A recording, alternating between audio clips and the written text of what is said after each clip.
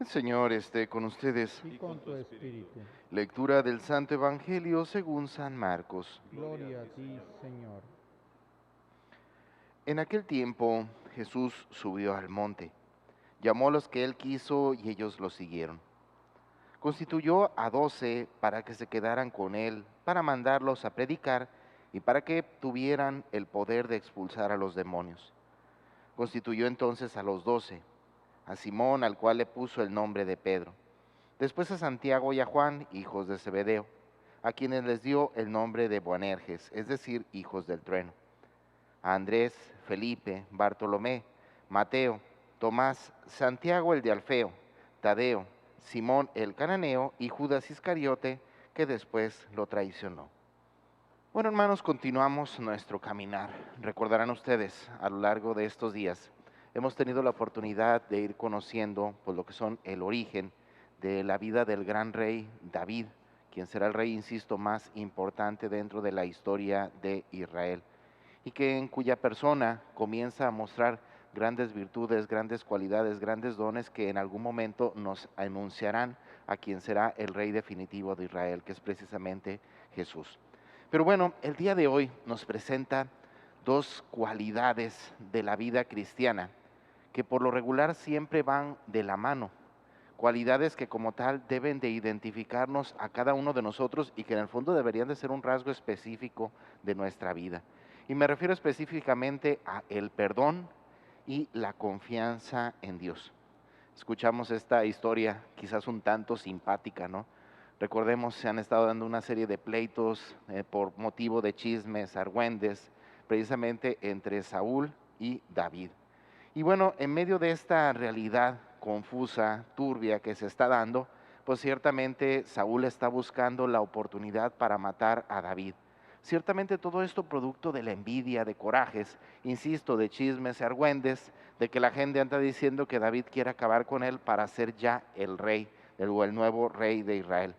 En medio de esta situación, en medio de esta persecución, nos presenta esta historia en la cual literalmente David tiene en sus manos la vida de Saúl y teniendo la oportunidad de matarlo, al final se abstiene, se arrepiente. ¿Por qué?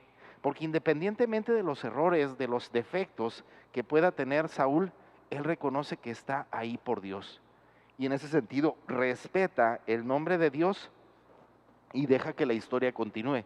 De tal manera que David mismo se reconoce que él no será quien tiene que juzgar a Saúl. ¿Quién será que no tenga que juzgar? Dios. El que lo puso ahí y se está ahí desempeñando ese servicio es Dios. Y por consiguiente, el único al cual le tendrá que rendir cuentas a Dios, tendrá que rendirle cuentas es a Dios mismo. Y en este sentido, David deja que la historia camine.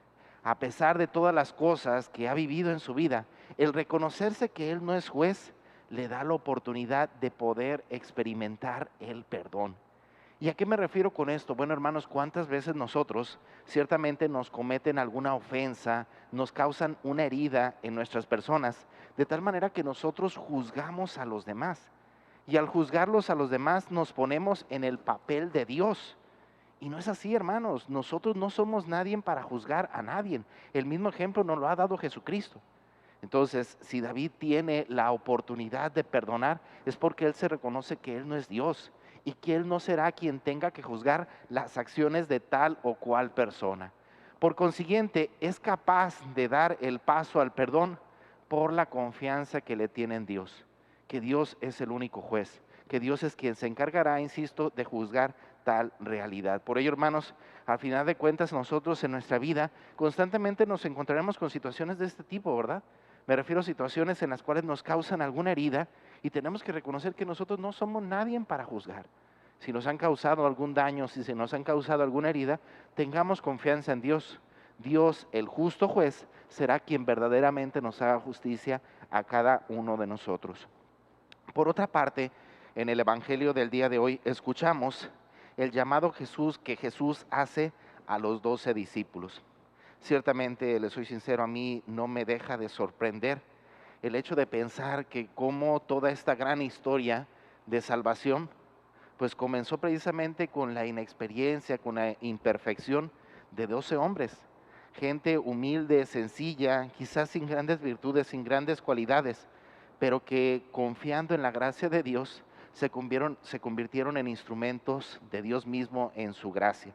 En ese sentido, hermanos, al contemplar ahora nuestra iglesia, después de 2000 años no podemos dejar de sorprendernos. Muchos de repente dicen, es que la iglesia cada vez somos menos y quién sabe qué tanto. ¿Y quién dice eso?